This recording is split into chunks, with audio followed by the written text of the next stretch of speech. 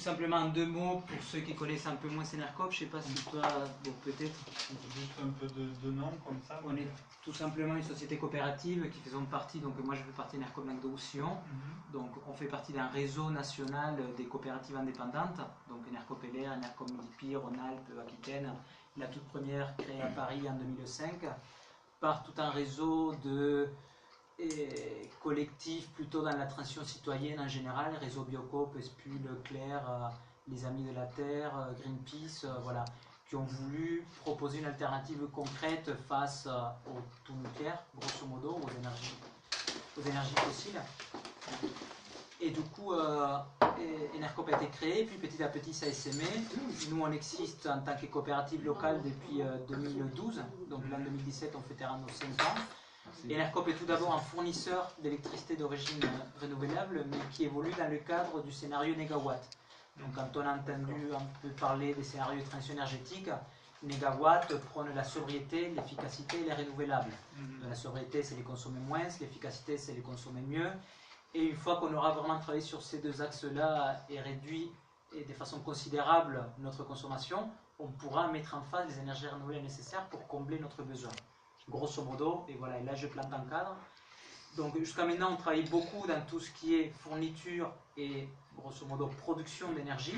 Jusqu'à maintenant, on n'avait pas mené des vraies actions de maîtrise de l'énergie. Et là, on lance même des actions de lutte contre la précarité énergétique. Donc je vous laisserai un peu aller jeter un coup d'œil là-dessus.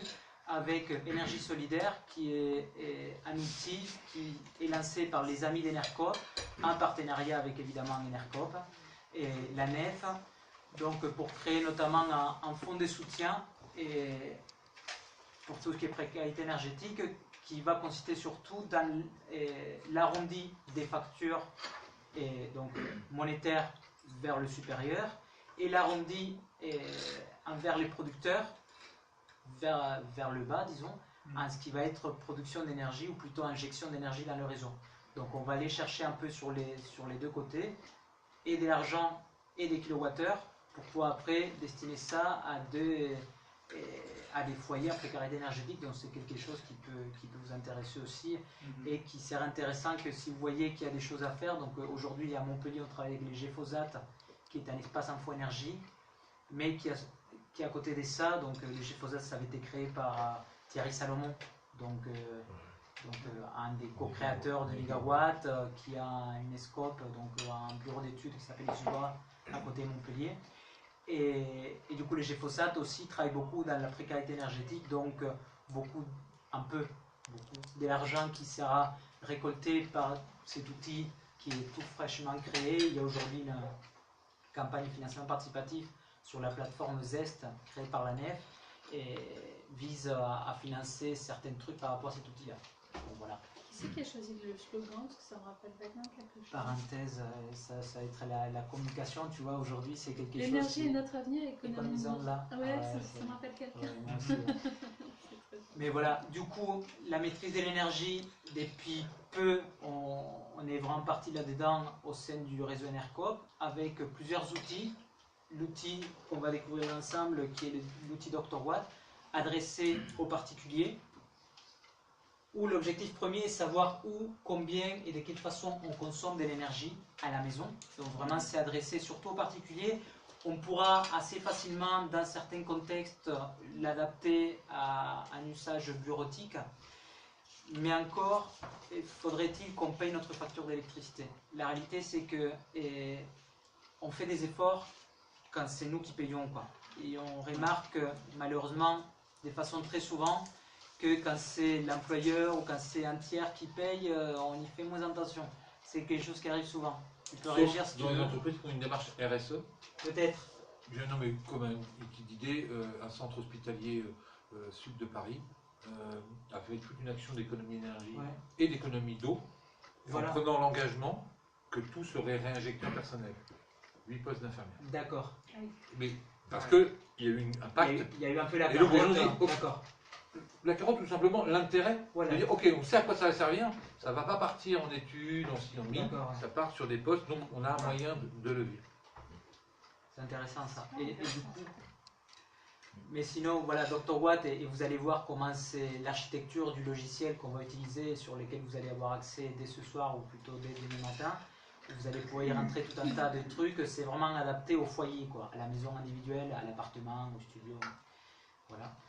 Et donc déjà, on va voir de quelle façon, comment et combien on consomme, et après on va voir de quelle façon on peut baisser vraiment, diminuer nos consommations d'énergie, et par conséquent, notre facture d'électricité. Enercoop, souvent, quand on entend parler ou quand on va chercher, on va vous dire toujours que Enercoop, c'est les fournisseurs les plus chers de tous sur le marché. C'est pas faux. La réalité, c'est qu'Enercoop, en tant qu'acteur indépendant qui prône la transition énergétique, le direct producteur et l'achat d'énergie au prix le plus juste et équitable possible, on a un coût d'approvisionnement qui est un peu plus élevé que le coût d'électricité dans les marchés des gros, les bourses d'électricité en Europe, où aujourd'hui le cours d'électricité dans cette bourse-là est vraiment très bas, quoi.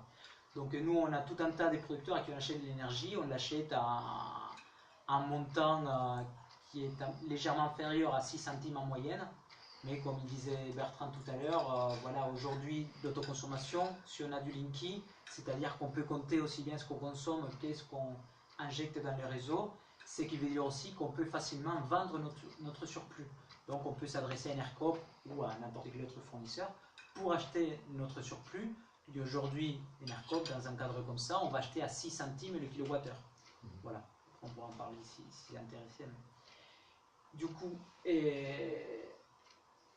énergie, coût, souvent Enercoop est autour des 10 à 15% plus cher. Et pour les anciens chez Enercoop, à l'époque, c'était beaucoup plus cher. Donc, lors de la création en 2005, Enercoop était en moyenne 40% plus cher que tous les autres fournisseurs, et notamment par rapport à EDF en tant que fournisseur historique, avec l'État qui est quand même bien derrière. Enercoop n'a pas baissé ses tarifs depuis sa création. Nos tarifs sont restés stables, ou au moins la part, voilà. Et voilà. Mais quand on dit à l'époque on était 40% plus cher, aujourd'hui on n'est plus que 15% plus cher, c'est pas parce qu'on a baissé, c'est simplement on a gardé une certaine stabilité, et c'est l'énergie et notamment les prix des ventes des autres fournisseurs qui n'arrêtent pas de grimper. Quand on dit, et attention, que notre prix est stable, c'est vraiment la part qui nous est propre. Sur le coût du kilowattheure qu'on paye dans notre facture d'électricité, il y a grosso modo 2/3, un peu moins, qui ne nous est pas propre, qui correspond à tout ce qui va être des taxes locales, tout ce qui va être la CTA, donc contribution à l'acheminement, tout ce qui va être le TURP, tarif d'utilisation du réseau public d'électricité, tout ce qui va être la CSPE, contribution au service public d'électricité, qui c'est ce qui rémunère tout ce qui est le soutien aux énergies renouvelables, le tarif de première nécessité dont vous avez peut-être entendu parler, donc pour les foyers en précarité, et ce qui fait aussi que l'énergie en dom-tom, et même en Corse, coûte au même prix qu'en métropole. Alors que si là-bas les gens payaient les vrais prix d'électricité, ils paieraient beaucoup plus cher, quoi. Donc voilà, grosso modo 2/3 de notre facture c'est ça, le tiers restant c'est notre prix à nous. Et c'est cette part-là vraiment qui n'a pas évolué depuis la création. Tout le reste, ça évolue, c'est l'État qui régule, la TVA c'est du pourcentuel, donc voilà, c'est des choses que... Et quand on voit l'évolution du prix Enercoop, clairement tous les semestres ça évolue, mais parce que l'État fait évoluer tous les semestres différentes composantes du prix d'électricité, et à côté de ça, les fournisseurs peuvent faire évoluer ou pas la part qui leur est propre. Et c'est sur cette part-là où tous les 6 mois, on voit notamment les tarifs d'EDF qui grimpent de 2,5% tous les semestres. Donc grosso modo des 5% tous les ans, et c'est pas prêt de s'arrêter, quoi. Bref, donc pour pouvoir dire, ok, je peux passer chez Enercoop, ça va m'écouter plus cher, mais est-ce qu'il y a moyen de payer moins cher? Souvent quand on passe chez Enercoop, il y a vraiment ce côté-là psychologique qui fait que je vais payer plus cher mon électricité, donc je vais faire attention et économiser mon énergie, et consommer moins et payer moins. Du coup voilà, Dr Watt c'est vraiment l'outil qui va nous permettre d'aller vraiment dans cette démarche-là, et du coup dire aux gens, ok, Enercoop aujourd'hui certes est plus cher que les fournisseurs historiques, mais on vous accompagne aussi d'une façon très simple et ludique